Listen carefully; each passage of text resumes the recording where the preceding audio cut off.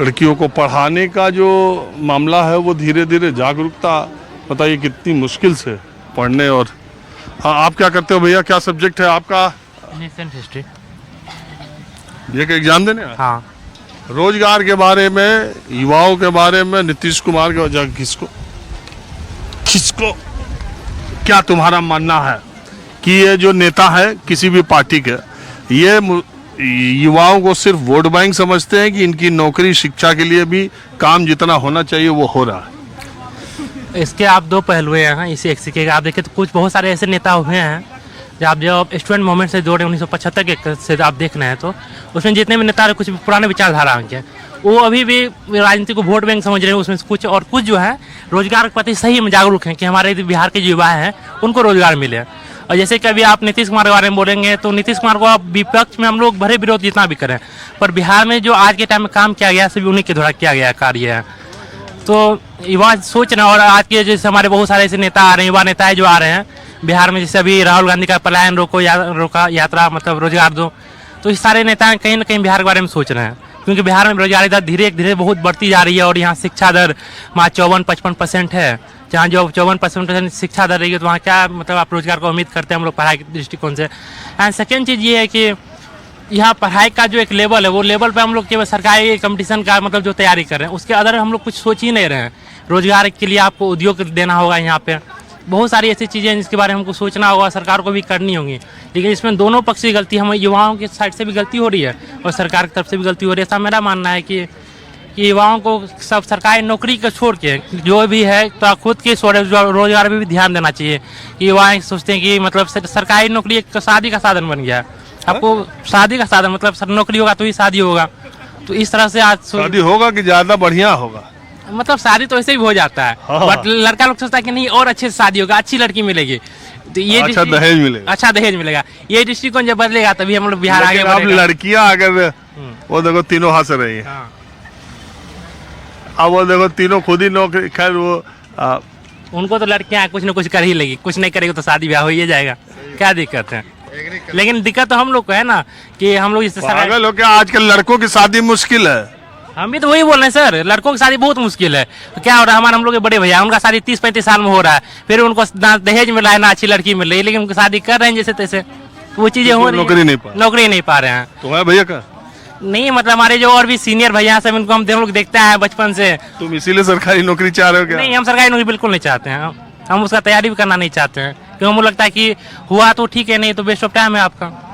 आजकल लड़कियां जब नौकरी पा जा रही हैं और उनके नौकरी पाने का प्रतिशत पढ़ने का अच्छा है, हाँ, ठीक है, तो वो तो आजकल खुद ही लड़कों को लड़कियां डिसाइड कर रही है वो किससे शादी करेंगे नहीं करेंगे। अब लड़के का कहाँ मामला रह गया यार। तो लड़कों का मामला अगर आप देखिए तो कि एक जो किसी कोई लड़का है मिडिल क्लास फैमिली का या लोअर क्लास फैमिली का फैमिली लड़का है, उसको आप क्या कहाँ देखते हैं? पहले तो आप देखते हैं कि उसको कहीं ना कहीं घर का कुछ ना कुछ जिम्मेदारी हो जाती है कि पिताजी बूढ़े हैं कुछ नहीं कर पा रहे हैं या बहन का शादी है, लड़के लोग उसी में फंस जाते हैं, अपना करियर छोड़ के पहले घर पे ध्यान देते हैं। तो लड़के तो कहीं ना कहीं छूट ही जा रहे हैं समाज में। और लड़कियों को क्या है, लड़कियों को तो कोई ना कोई प्रोत्साहन कर ही जाए, लड़का कर रहा है, माँ बाप कर रहा है, लड़कियों को आगे बढ़ाने में आप कहीं ना कहीं हर जगह से एक लड़के का ही योगदान है ना। अब अगर देखिए तो अब लड़का को आगे बढ़ाने में किसका योगदान है? कभी लड़की का योगदान रहा है? लड़का को हमेशा अपने फैमिली में फंस जा रहा है, कहाँ जा रहा है लड़का? अरे यार कहाँ गया एवरी सक्सेसफुल, हर सफल आदमी के फिर एक महिला का हाथ है। वो एक सेंटेंस कहने के लिए ठीक है आपका कि हाँ एक ये चीज मान सकते हैं कि हाँ माँ एक बड़ा करती है, माँ मोटिवेट करती है, ये करो वो करो। उसके अलावा आज के टाइम में आज का जो समय चल रहा है, कहानी चल रही है, उस हिसाब से आप देखिए क्या हो रहा है, कुछ नहीं हो रहा है सर। तो अच्छा आप छोड़िए ये सब बात, आप मुझे बताइए कि बिहार में युवाओं के लिए जब मैं ये देखता हूँ कि जैसे मान लो कोई आंदोलन चल रहा है, जैसे बीपीएससी का यहाँ चला, यूपीपीएससी का इलाहाबाद में चला, प्रयागराज में, जब कोई पेपर लीक होता, जब कोई ऐसी परीक्षाओं को लेकर के जब कोई आंदोलन चलता, तब तो उसमें छात्र बहुत लंबा चौड़ा विरोध प्रदर्शन सब कुछ करते हैं। लेकिन जब चुनाव आता है तो वही छात्र हिंदू मुसलमान अगड़ा पिछड़ा इसमें चला जाता है। तो शायद वो छात्रों का जो मुद्दा एकजुट होना चाहिए या महत्वपूर्ण होना चाहिए, शायद वो एक दबाव के तौर पर पार्टियों पर या नेताओं पर उतना बाध्यकारी या दबावकारी नहीं रहता है। सर आप जैसे आंदोलन का मुद्दा उठाए यूपीएससी हो या जो भी हो यूपीएससी, जितना पेपर लीक होता है इसमें पेपर लीक होता है, एक साफ है, ऐसा तो नहीं कि नहीं होता है। इसमें चेक कराएगा तो उसमें पता चला हो रहा है, लेकिन उसमें बहुत सारे लोग देखते हैं कि जितना स्टूडेंट एग्जाम नहीं दिया उससे ज़्यादा लोग विरोध कर रहे हैं, तो कहीं ना कहीं उसको अपने चुनाव के टाइम उसी समय वो अपना वोट बैंक तैयार कर रहे होते हैं नेता। क्योंकि हम इस विपक्ष के जो नेता हैं, जो सत्ताधारी पक्ष के नेता हैं, उनको टारगेट करते रहते हैं, उनका ये सीन है वो सीन है, वो ऐसे कर रहे हैं वो ऐसे कर रहे हैं, ऐसे में क्या वो अपना तैयार कर रहे हैं सर वोट। स्टूडेंट को तो कुछ फायदा हो ही नहीं रहा है। स्टूडेंट को आज तक कहाँ मिला? आपको बीपीएससी में देखिए क्या हुआ, बीपीएससी में क्या स्टूडेंट को कोई फायदा मिला प्रोटेस्ट करके? कुछ तो हुआ नहीं। राहुल गांधी जो बेगूसराय, कोई असर है? देखिए राहुल गांधी का सर युवा है, राहुल गांधी युवा तो नहीं है, मतलब उनका भी एज हो नहीं चला है, बट उनकी विचारधारा से हम बहुत ज़्यादा सहमत हैं। हम उनकी विचारधाराओं का सहमत हैं, उनके विचारधारा से एग्री हैं पूरा। चले ठीक है, मैं ऐसे अब कुछ बच्चियों से बात करता हूँ।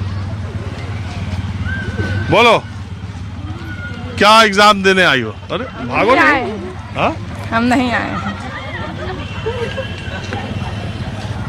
अब दे। हाँ जी आप बताओ।